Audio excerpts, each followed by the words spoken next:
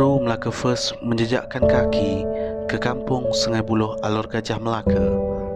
Bertemu adik Muhammad Fakrul Fitri Razali, 15 tahun, yang tinggal bersama ibu angkat dan ibu saudara angkat yang kedua-duanya telantar kerana masalah kesihatan yang dialami. Ibu angkat Fakrul, Azizah Bujang, 53 tahun, mengalami masalah ketumbuhan di bahagian kepala dan jangkitan kuman di bahagian tulang belakang. Kini telantar di rumah lebih 3 tahun bersama ibu saudara Nurliah Bujang yang juga telantar akibat mengalami kencing manis kronik dan kudung kedua belah kakinya. Sejak permergian ayah 3 tahun lalu, menyukarkan lagi kehidupan mereka bertiga kerana hilang tempat bergantung dan hidup dalam serba kekurangan.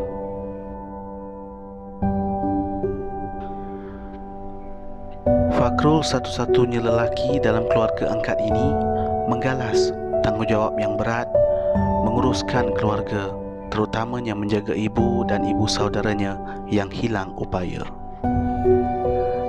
Fakrul berkongsi dan menceritakan kepada Melaka First rutin harian menguruskan ibu dan ibu saudaranya yang telantar di katil dan bagaimana mereka menempuh kesukaran hidup dalam keadaan serba kekurangan itu. Start bangun pagi. Kalau hari sekolah start dalam pukul 5.30 pagi. Kalau hari tak sekolah bangun dalam pukul 6. Aktiviti harian kalau macam hari sekolah tu, bangun dalam pukul 5.30 tu, siap-siapkan mak semua, lap badan dia, salin pampers apa semua. Lepas tu kita siapkan kita punya diri sendiri punya pula untuk pergi sekolah kan. At least dalam pukul 7 tu target memang dah siap semualah. Kalau macam hari tak sekolah pula, bangun dalam pukul 6 tu, solat subuh, solatkan mak, salin mak, bagi suplemen.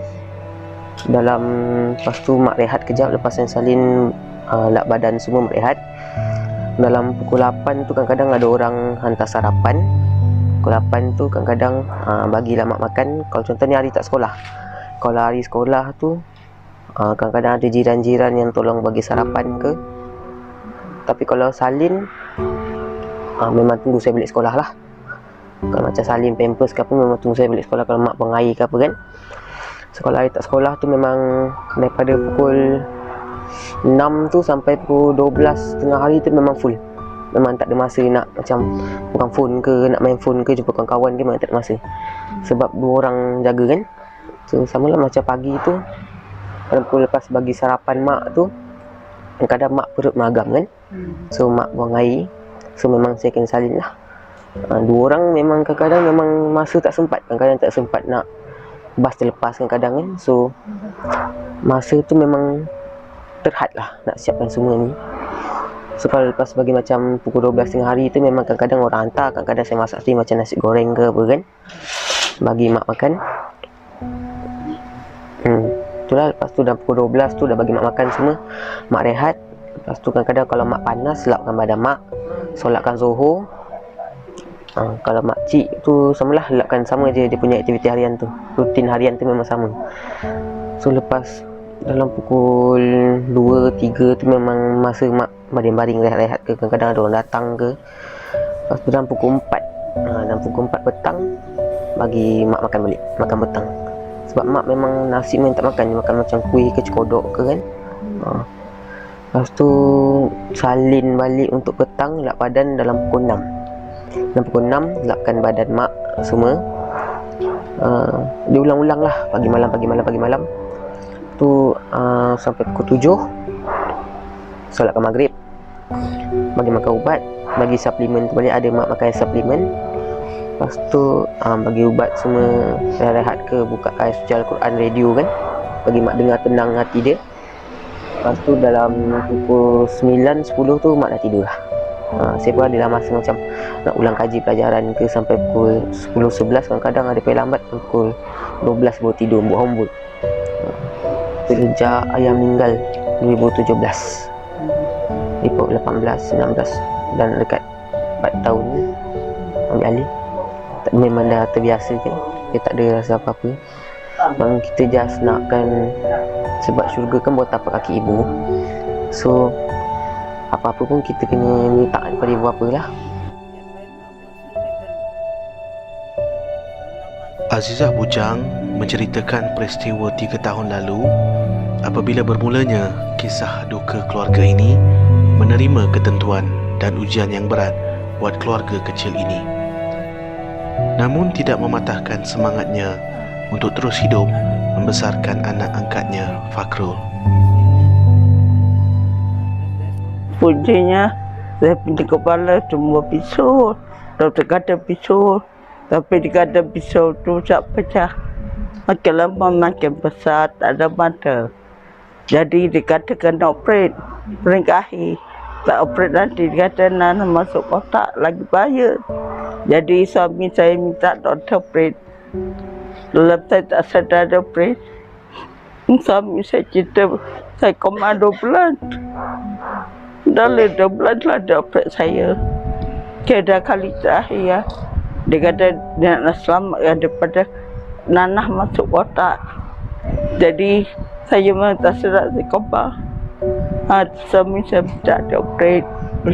Doktor pakai operate saya. Kalau gajah juga saya duduk 4 bulan lebih. Dan operate 2 bulan lebih sebelum saya sedar.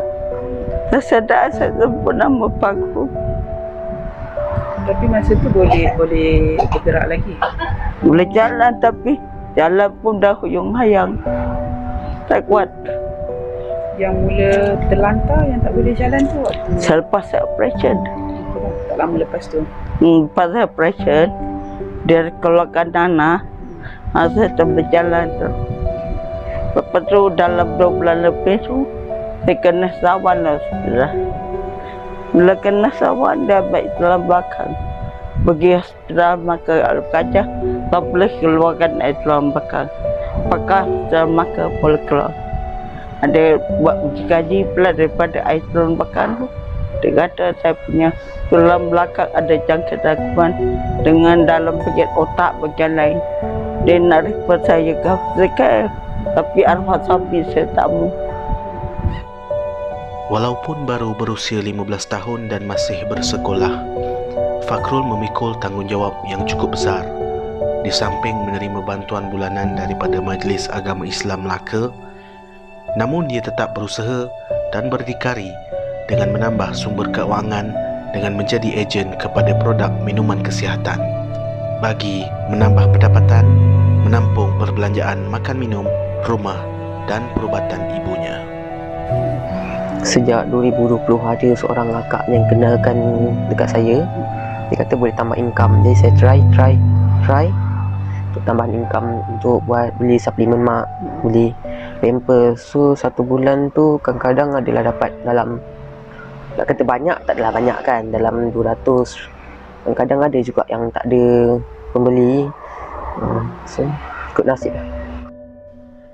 Pada tahun 2020, Fakrul telah dinobatkan sebagai penerima anugerah Hang Tuah atas kesanggupan menjaga ibu angkat dan ibu saudara angkat selepas kematian ayah angkatnya 3 tahun lalu.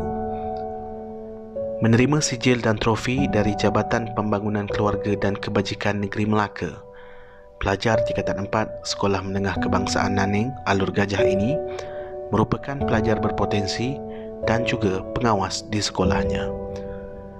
Keputusan peperiksaan yang cemerlang membolehkan adik Fakrul menerima tawaran daripada Maktab Rendah Sains Mara MRSM Batu Pahat Johor. Namun memahami dengan keadaan semasa, Fakrul terpaksa untuk tidak menerima tawaran berkenaan demi menjaga keluarganya. Memang kalau pandang Fakrul, saya sedih. Dia dapat tawaran RSM Batu Pahat baru-baru ni. Tapi saya kata, kalau kau nak pergi, mak bagi. Tapi kata, adik tak mau pergilah pak. Kalau adik pergi, mak tinggal dia. Tak kisah baca. Mana-mana pun saya mesti bagi. Itu peluang dia. Tapi saya muda kata, tak boleh dia suruh Fakrul stay sekolah ni. Sebab dia kata Fakrul perhati.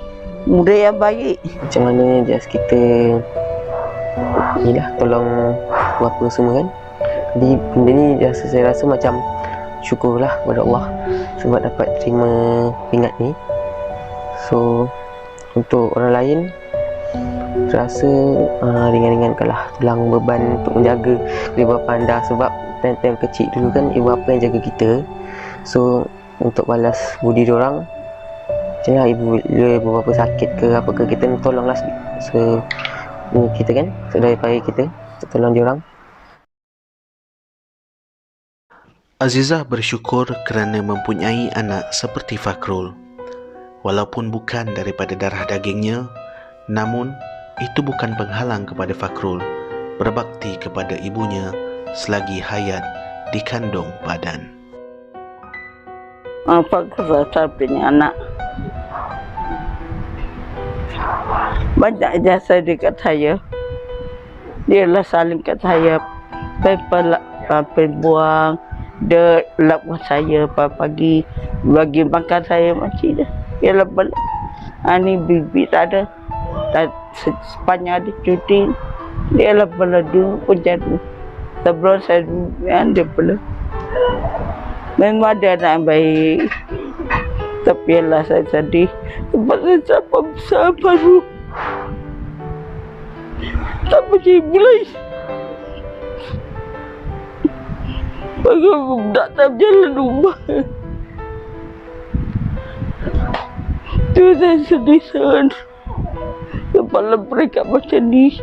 Sepatutnya dia perlu kasih sayang dari saya. Di bapak dia. Orang bapak dia dah tinggal dia pula macam ni. Itu buat saya sedih sampai sekarang. Bila saya pandang mengapa saya nangis. Lah saya minta maaf kalau tercapailah cita-cita dia sebenar. Saya tak harapkan dia balas saya dengan wang ringgit, tapi saya harapkan kejayaan pada dia. Semoga dia jadi anak soleh. Memang dia anak yang baik. Supaya dia sendiri cakap kalau mak tak ada bibit jaga mak, dia tak pergi sekolah sampai saya kata pergilah. Saya selamat, insyaAllah. Ya. Tuhan jaga mak, lindungi mak. Nurlia Bujang, ibu saudara Fakrul, pada mulanya turut membantu Fakrul menjaga ibu. Namun setelah menghidap masalah kencing manis kronik sebelah kaki pada tahun 2010, kakinya terpaksa dipotong. Kemudiannya pada tahun 2017, sebelah kaki lagi terpaksa dipotong, menyebabkan Nurlia kini terlantar dan tidak mampu lagi menguruskan diri sendiri.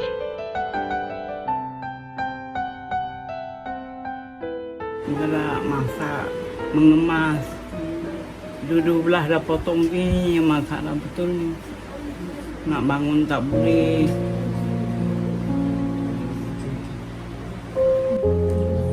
Potong tu yang nak masak tak boleh, nak apa dulu boleh bersih, boleh kemas, boleh masak. Jadi sekarang ni, kalau nak bangun apa memang bantuan dari budak ni, adik ni lah yang bantu kan. Kalau kita orang bangun, dia tarik lah. Tidak susah.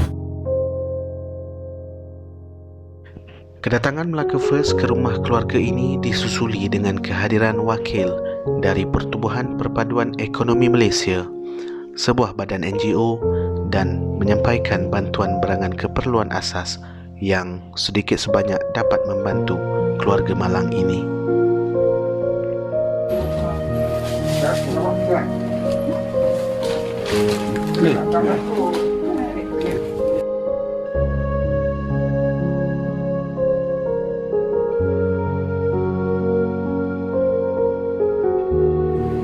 Itu dah muda balik. Dia.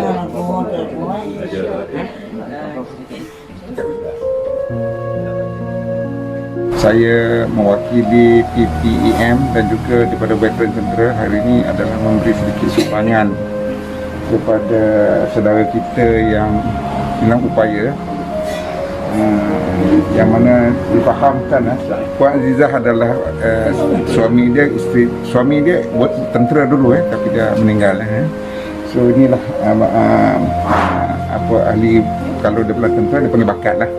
Ini hari dia memerlukan bantuan dia tak nak bangun dan kakak juga kakak kita pun sama juga sakit jadi inilah kami daripada PPM dan juga veteran ni ada memberi sedikit sumbangan. Kita tak ada apa nak, inilah kebajikan kita yang prihatin kepada rakyat kita lah ini tujuan kita adalah untuk menyampaikan sedikit sumbangan saja. Jadi terima kasih juga kepada Presiden kami itu Datuk Jamal kerana memberi kebenaran kami untuk bergerak di atas PPM ni untuk menyampaikan sumbangan. Malang dia tak dapat hadir lah ini kerana dia ada urusan tertentu dia tak dapat dielakkan. So dia mewakili saya lah untuk hari ini untuk menyampaikan sumbangan. Kepada yang sudi untuk membuat sumbangan, bolehlah menyalurkan sumbangan anda terus ke nombor akaun yang tertera di skrin anda. Dengan sumbangan anda, dapatlah membantu keluarga ini meneruskan kehidupan mengharungi cabaran mendatang.